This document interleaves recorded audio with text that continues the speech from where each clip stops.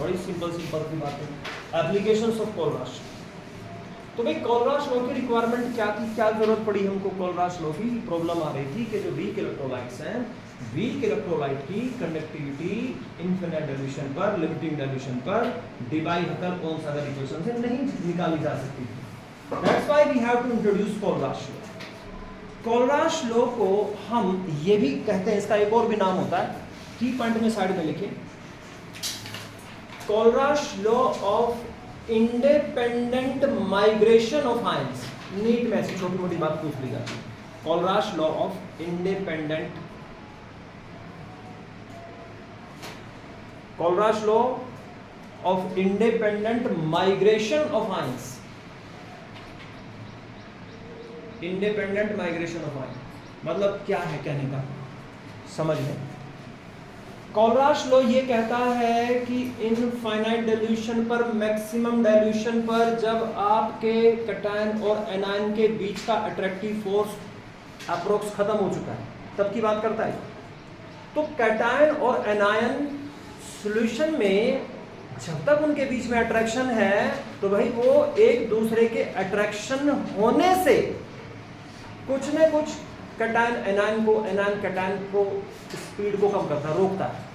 क्योंकि Na positive Cl negative को attract करेगा, Cl नेगेटिव Na पॉजिटिव को अट्रैक्ट करेगा, Al ट्राई पॉजिटिव SO4 को करेगा, SO4 भी Al ट्राई पॉजिटिव को करेगा।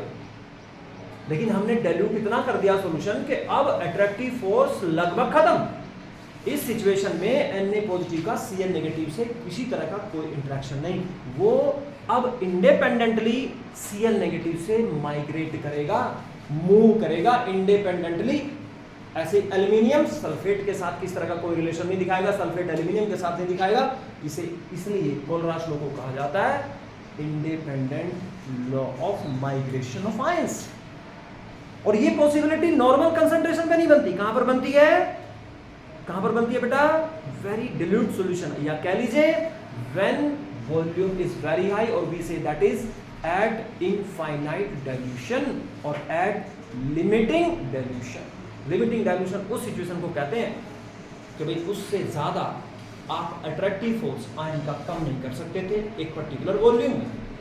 तो इसके सबसे पहले जो इसका एप्लीकेशन है वो यही है, number 1, it is used to find the,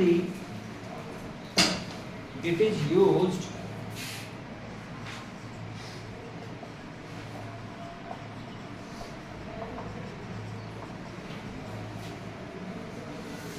molar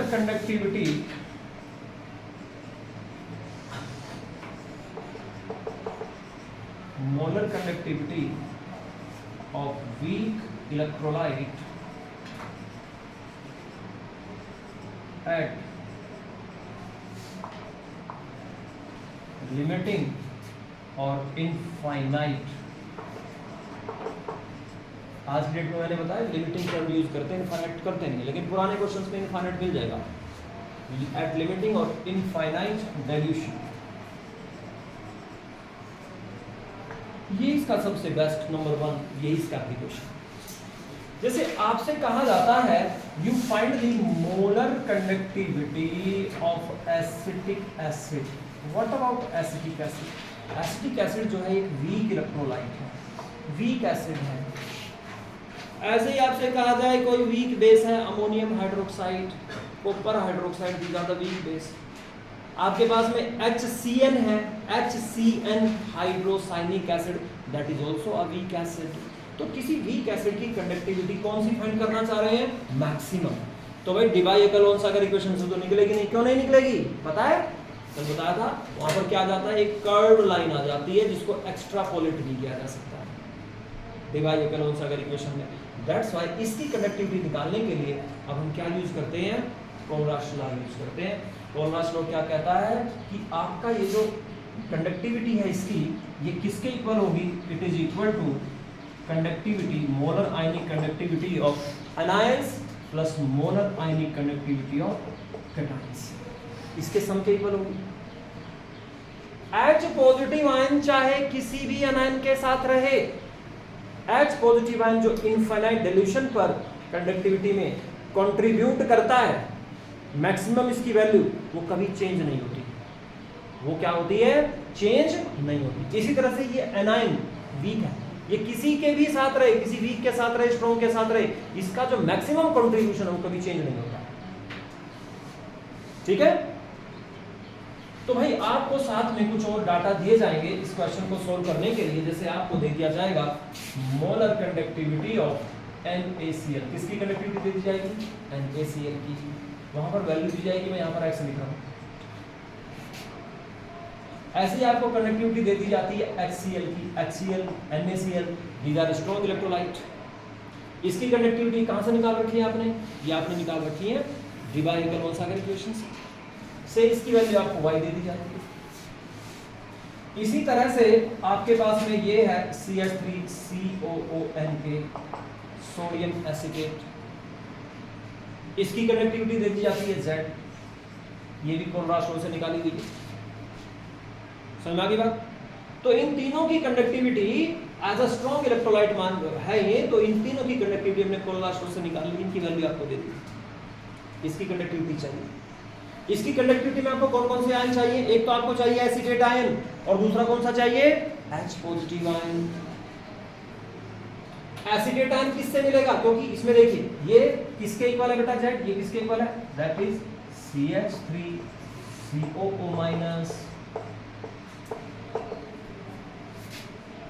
NaCl की कंडक्टिविटी किसके इक्वल होगी, according to Kohlrausch law, this is equal to the sum of conductivity of cation plus sum of conductivity ionic conductivity of anion. इसकी किसके equal होगी बताइए, H positive plus Cl negative. कोई समस्या, ये आपकी एक तरह से रिक्वायर्ड इक्वेशन है, ये इक्वेशन आपको चाहिए, और ये तीन इक्वेशन से गिवन है, ये गिवन इक्वेशन से आपको गिवन, ये फर्स्ट, ये सेकंड, ये थर्ड, ये तीन इक्वेशन गिवन, ये आपके रिक्वायर्ड इक्वेशन, इसे ए कह देता हूं। तीन इक्वेशन की हेल्प से ये इक्वेशन बनानी है।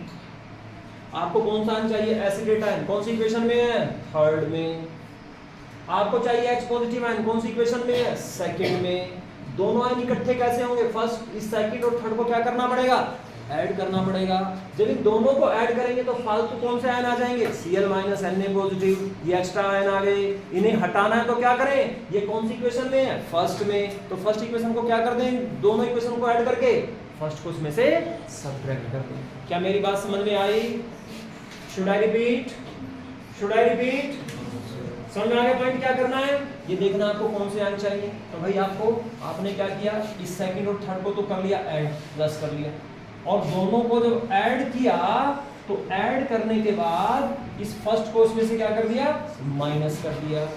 तो देखना आपके पास क्या बचेगा, आपके पास यही बचेगा lambda CH3COOH lambda acetate H positive. इन दोनों को ऐड किया, इनके y और z की वैल्यू दी हुई है, तो ये हो जाएगा y प्लस जेड बोलो, और इसको माइनस करेंगे तो माइनस x। क्या ये सीधी सी सिंपल सी बात आपको समझ में आ गई। तो इसका सबसे पहला यूज है, it is use to find the molar conductivity of a weak electrolyte at infinite dilution. समझ में बात आ गई, अरे हाँ ना कुछ बोलो। नंबर सेकंड एप्लीकेशन, ये हटा दिया भाई मैंने।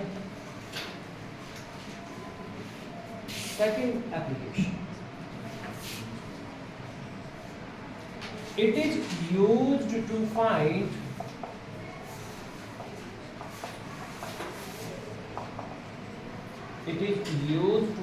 the degree of dissociation। क्या कहते हैं डिग्री ऑफ डिसोसिएशन को, alpha. Use to find the degree of dissociation alpha of a weak electrolyte. Jitendra नहीं आया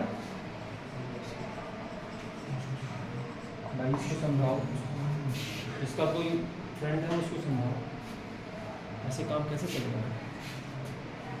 it is use to find the degree of dissociation, क्योंकि जो पहले साल इसका प्रोग्राम था उससे इसने शुरू कर दिया, एक दिन आओ एक दिन छुट्टी करो एक दिन आओ। ये किसी के लिए भी डेंजरस है, अकेले बच्चे की किसी की बात नहीं है, क्योंकि ये अगर आप ये सोचते हैं कि भाई सिलेक्शन लेना है, कुछ करना है, तो रेगुलरिटी मेंटेन करनी है। रेगुलर रहना पड़ेगा, कोई बहुत ही ज़्यादा कोई बात होती है तो घर पे रहो। तो degree of dissociation of weak electrolyte निकालने के लिए भी हम कोलराश लॉ को यूज करते हैं। जरा फार्मूला देखिए, क्या फार्मूला यूज करते हैं। Alpha is equal to lambda m. Lambda m c का मतलब है molar conductivity at concentration c, that will be given to you. और बेटा इसको डिवाइड करते हैं लैम्डा एम डिग्री से, ये मैक्सिमम कंडक्टिविटी है। अल्फा फाइंड हो जाएगा, और अगर आपने परसेंटेज निकालना है, परसेंटेज डिग्री ऑफ डिसोसिएशन, तो क्या करेंगे बच्चे, you multiplied this value by 100। एक वीक इलेक्ट्रोलाइट है, अभी एक न्यूमेरिकल सोल्व करके दिखा रहे हैं। वीक इलेक्ट्रोलाइट लिया मैंने, वीक इलेक्ट्रोलाइट लिखा हुआ है HCN है, मान लीजिए HCN। किसी टेम्परेचर पर इसका लैम्डा MC की वैल्यू दी है, मोलर कंडक्टिविटी की वैल्यू दी हुई है 1.5 इंटू 10⁻⁻3, ये वैल्यू दी है मोलर कंडक्टिविटी। और बेटा इसकी लैम्डा M डिग्री, इसकी वैल्यू भी दी हुई है, ये आपको दिया हुआ है 6.0 10⁻⁻3, ठीक है। अल्फा फाइंड कीजिए, तो how will you find alpha? Find करके दिखा। अरे बेटा एक लाइन छोड़ के लिखना, मेरे से कैसे लिखा, नोटबुक कंप्यूटर मेरे से लिखा, एक लाइन इसमें ये लिख दिया, ये जो भी खाली तो समझ नहीं आता, आपको समझ नहीं आता क्यों करती है ज़्यादा इसका एक लाइन छोड़ के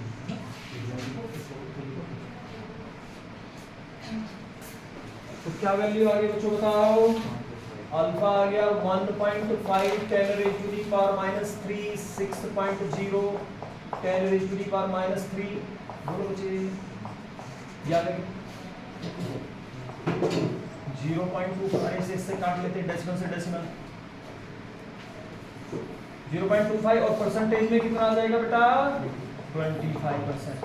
क्या बात मेरी ठीक से समझ में आ गई? जल्दी बोलिए। It is used to find the number 3, it is used to find the equilibrium constant, it is used to find the equilibrium constant. अब इक्विलिब्रियम कांस्टेंट किसका निकाला जाता है, स्ट्रॉन्ग इलेक्ट्रोलाइट का, वीक का बच्चों, वो भी वीक का ही होता है। It is used to find the equilibrium constant Kc। तो ये तो अंडरस्टूड है कि किसकी बात हो रही है, ऑफ वीक इलेक्ट्रोलाइट। ये वीक इलेक्ट्रोलाइट की बात की जा रही है बच्चे। तो Kc is equal to what, ये फार्मूला पहले पढ़ा हुआ है वैसे, आपने डायरेक्ट लिख रहा हूं formula, C alpha square 1 minus alpha. याद आ रहा है formula? C is the concentration, alpha is the degree of dissociation, ठीक है। और बेटा स्कूल लेवल पर नीट में तो इस 1 माइनस अल्फा को क्या मान लेते थे, 1। तो डायरेक्ट इससे कोई बड़ा रिजल्ट पे फर्क नहीं पड़ेगा। हाँ, IIT के एडवांस में जरूर फर्क पड़ेगा, वहाँ पूरी कैलकुलेशन करवाएगा आपसे। जेई में भी करवाई, 2019 या 20 में आया था क्वेश्चन, उसमें करवाई पूरी कैलकुलेशन। तो इसलिए मैंने सिर्फ नीट और बोर्ड का। तो Kc is equal to C alpha square. Numerical लिख लेते हैं, 0.1 मोलर एसिटिक एसिड है बच्चों, 0.1 molar acetic acid. Lambda M C given है 2.0 10⁻⁻⁴। लैम्डा M डिग्री ये भी गिवन है किसी पर्टिकुलर टेम्परेचर। इसकी वैल्यू दी गई है आपको 8.0 10⁻⁻⁴। कैलकुलेट Kc, कैलकुलेट कीजिए। तो पहले क्या कैलकुलेट करना पड़ेगा, alpha. Find the alpha first. कोई आंसर 0.25, ठीक है, 0.25 ये अल्फा की वैल्यू। अब देखो अल्फा की वैल्यू बहुत छोटी तो आ नहीं रही है, बहुत छोटी का मतलब होता है 0.00025 ऐसे कुछ आता है, तो एज इज रिजन में फिर इसको अल्फा को लीजिए। ठीक है, तो भाई आपका क्या आंसर हो जाएगा, K C is equal to what is the value of C, C is the concentration 0.1 into alpha 0.25 का स्क्वायर, तो ये हो गया 0.25 का स्क्वायर 1 माइनस 0.25 इज इट, तो ये 0.1 0.25 0.25 और बेटा ये क्या बच गया 0.75, तो 1 माइनस अल्फा 0.75, 0.75 को हम छोड़ नहीं सकते। ठीक है जी, काफी छोटी सी वैल्यू होती, ये होता 0.0025, छोड़ के आगे निकल गया। अब कुछ रह गया इसमें क्वेश्चन में, कर लेंगे क्या सोल्व, आ जाएगा केसी की वैल्यू बच्चों, बताओ तो क्या है, तब तक मैं दूसरा नेक्स्ट हेडिंग लिखता हूँ।